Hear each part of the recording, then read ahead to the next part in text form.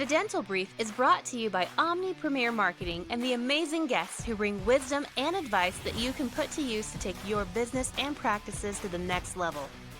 Find us on Facebook and join the conversation. Get ready to grow because we are kicking off the next episode in 3, 2, 1. Hello, everyone. Welcome to another episode of the Dental Brief. I'm so excited to have our guest back on. Pretty sure he leads all guests and the amount of episodes that he's been on. So we really appreciate that and always appreciate when a doctor comes on and shares with other doctors. Dr. Addison Killeen, say hello to everyone.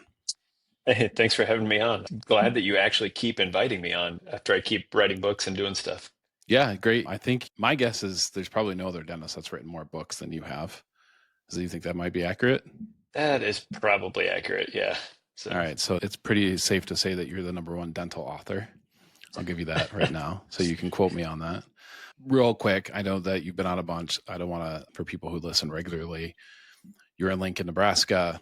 You've had several successful practices. Tell us real quickly about your current practice. Yeah, so my current practice, I just brought on a fifth doctor. So we started up in fall of 2019, great timing, with me and a partner. And we had 6 operatories at the time. We quickly took over the hair salon next door, added 4 more.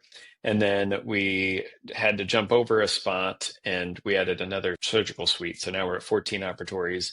And we only work Monday through Friday, 8 to 5. And actually, us doctors end at 4 p.m. every day. So we can kind of wrap up and be walking out the door before 5. So yeah, it's a great life balance. Yeah, it's a great little practice. I love it. That's fantastic. What's the wait time to get into your practice right now? If you're a new patient, what's the wait time to get in? Yeah, we have 5 hygienists going, and we always track every week. I have a weekly scorecard of how I metric every kind of area of the practice. So I measure when's the next new patient. As of right now, we were functioning in the 70 days, and right now it's up to 91 days for a new patient. That's so crazy. It's the tough thing. I think it's happening all across the nation. Like, dental utilization is good, but the hygiene shortage is real. And so, granted, I can't even fit any more hygienists into my practice. So I need to kind of change up my strategy. I'm going to decrease some marketing spend on getting new patients comprehensively and getting them more on the emergency side. So just solving immediate problems is my focus now. Yeah, that's fantastic. You've got a book coming out, The Dental Officer. Actually, it's out now. I know you have another one coming out this fall. The current book is The Dental Office Manager Position Manual.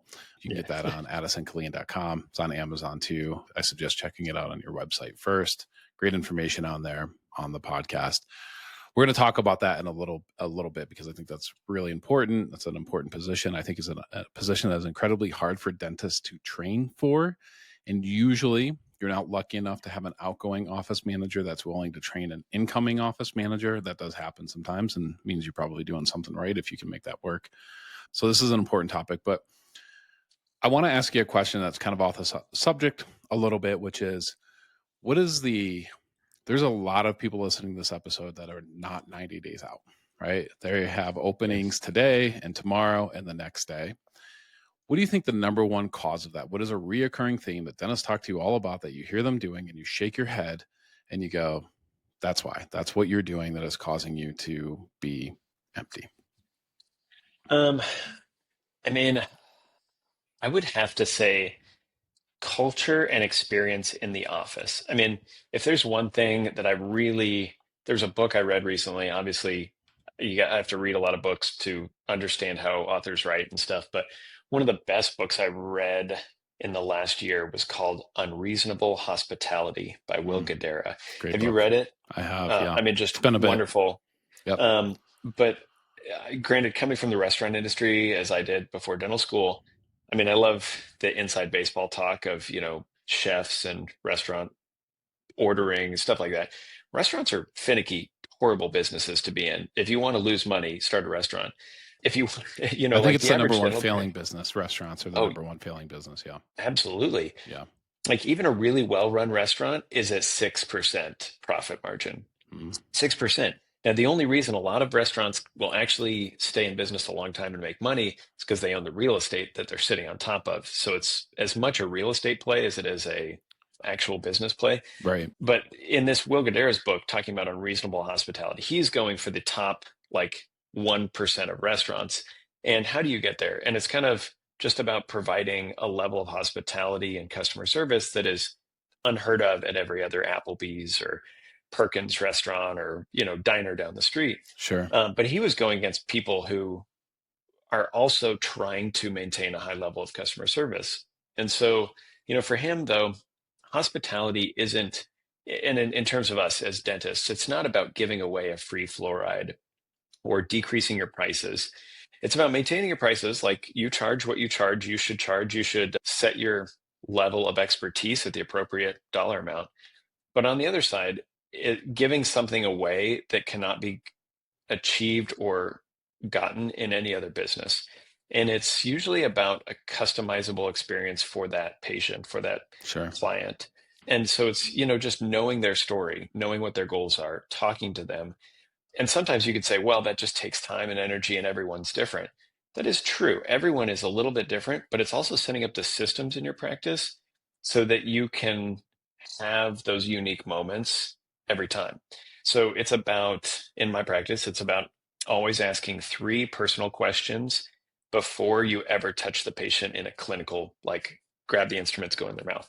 Yep. So 3 personal questions. And those personal questions should actually be more doorknob questions rather than stop signs. So it's like, oh, did you have a good day? Yes. Oh, how's the weather outside? Good. No, it's just like, hey, so you always have fun things going on in the summer. What's on the docket for this summer? And then it gives them a chance to think and start a conversation. Sure. And then you pull on that conversation using some of the principles that like Cialdini might use of trying to find things that are both interesting to you and that person. Like, what do we have in common? Maybe we both like baseball. Maybe you're wearing the same brand of shoes that I like. And maybe that means, like, oh, are you a runner or something? Maybe you like to take hiking trips with your kids, whatever. Finding something you can interact on. Right. And when the patient feels like they vibe with you, per se, that's a customer service watershed moment. And that's what essentially will get you more Google reviews, more positive feelings in the community, more referrals. Because quite honestly, if your schedule's empty, one of the easiest things is pulling family members. And if they send the mom in and the mom doesn't have a great experience, mom's not going to schedule husband and kids. Right. So you really need to win over the first family member and then grab the rest of on average, 3 to 4 family members or Right. parents. I mean, a lot of us are getting to the age where we are taking care of our parents. And so it's, like, okay, hey, mom and dad, you have to switch to my dentist because I know my dentist. Right. I can talk with them about your case, stuff like that. Right. Yeah. And that's a good point that you bring up, because I hear this from dentists often, that why is it that I see the wife, but the husband won't come see me, or vice versa, right? Mm-hmm. There's no bias there either way. And it's like, well, what are you doing to make the other one jealous that they're going to the wrong dentist? Like, what are you going out of your way? And to talk about that book for a minute, just to give a real world example, one of my favorite restaurants in Las Vegas, great restaurant, it's a 5-star. The service is fantastic. It'd been like 18 months since I'd been into this restaurant, and, I booked a reservation and I come in. They pronounce my last name correctly, right? So they're like, Mr. Chavesty, so good to be back. You haven't been here since this date, like they said it. And we know you love the stone crab. We're sold out tonight, but good news, we saved some because we saw you were coming. We saved you some. I don't know if they told the truth or not. I don't know if they're going, hey, we see that these people order these and the restaurant's called Joe's Stone Crab. And right, they see that and they're like, hey, let's make them feel extra special. And then they tell everyone else that it's not. Maybe they're telling new visitors, sorry, we're sold out, which is going to make them want to come back even more. I don't know, but it doesn't work because, man, you feel really, really special. I mean, you feel like, wow, they really care. Well, and sometimes they would have had to have training on executing that. Like, they always look ahead to see who's coming. Is it a return customer? So in our dental practice, we could do the same thing.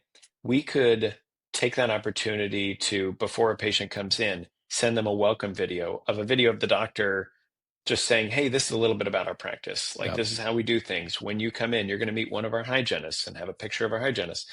So you could do things like that.